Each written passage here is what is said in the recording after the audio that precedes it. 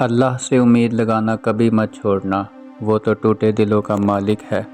دوستو، کچھ حقیقتوں کا علم ہمیں بھی ہمیشہ سے ہی ہوتا ہے، لیکن دلوں میں ماننے پر راضی نہیں ہوتا۔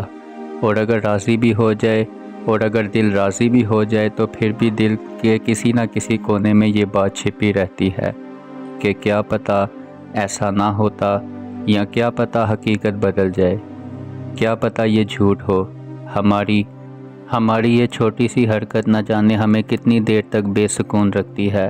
زخم تب ہی بھرتے ہیں جب ہم آزمائش کو تسلیم کر لیتے ہیں، اور آگے بڑھنے کی ہمت بھی تب ہی آتی ہے جب ہم اس حقیقت کو مان لیتے ہیں اور پھر ہم اللہ کی رضا کو بھی قبول کر لیتے ہیں، اس یقین کے ساتھ کہ اس میں ہماری بہتری ہے۔ یہی تو ہمارے لیے بہترین تھا۔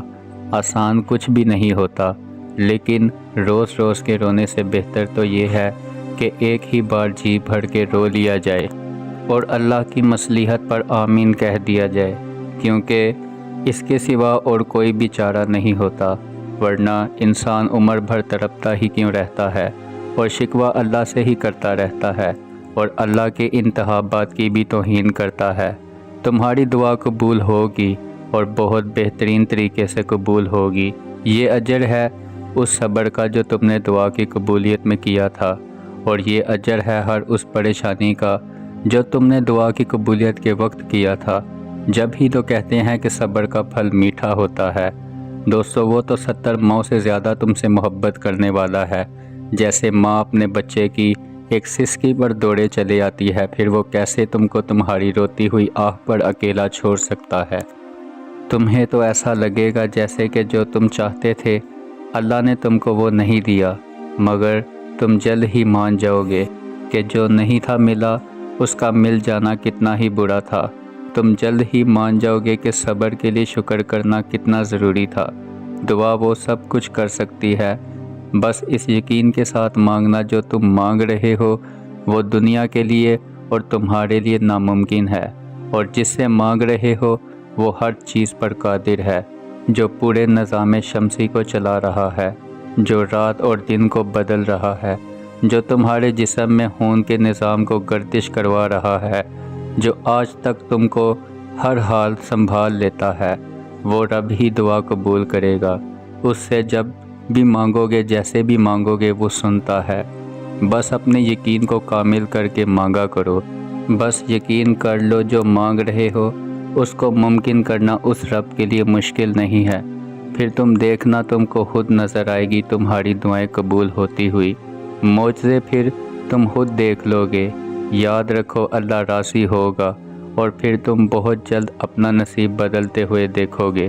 تمہاری پریشان آنکھوں کو خشک کرنے کے لیے اللہ کے پاس بے شمار وسیلے ہیں۔ تمہارے اس صبر کرتا وجود کے لیے اللہ کے پاس ہزاروں کروڑوں نہ ختم ہونے والے معجزے ہیں۔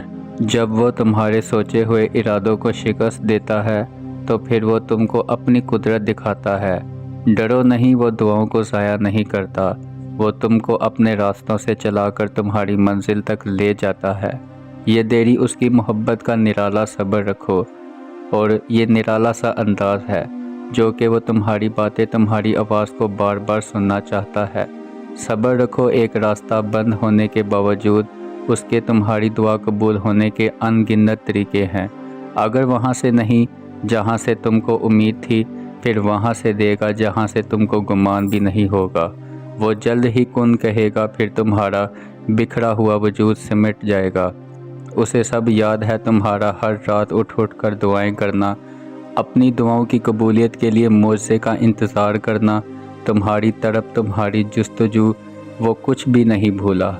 وہ ان قریب تمہارے لیے معجزہ خاص کر کے تمہاری من پسند چیز سے تم کو ملوا دے گا۔ تمہیں بس یقین رکھنا ہے، جو تمہارا ہے اس تک تم کو پہنچنا نہیں پڑے گا، بلکہ وہ خود تم کو تم تک پہنچا دیا جائے گا۔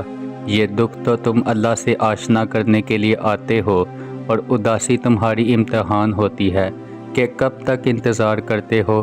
پھر تم کو وہ سب واپس دے دیا جاتا ہے جس کے بارے میں تم اللہ سے باتیں کیا کرتے تھے، جس کے لیے تم کو راتوں کو اٹھ کر التجا کیا کرتے تھے۔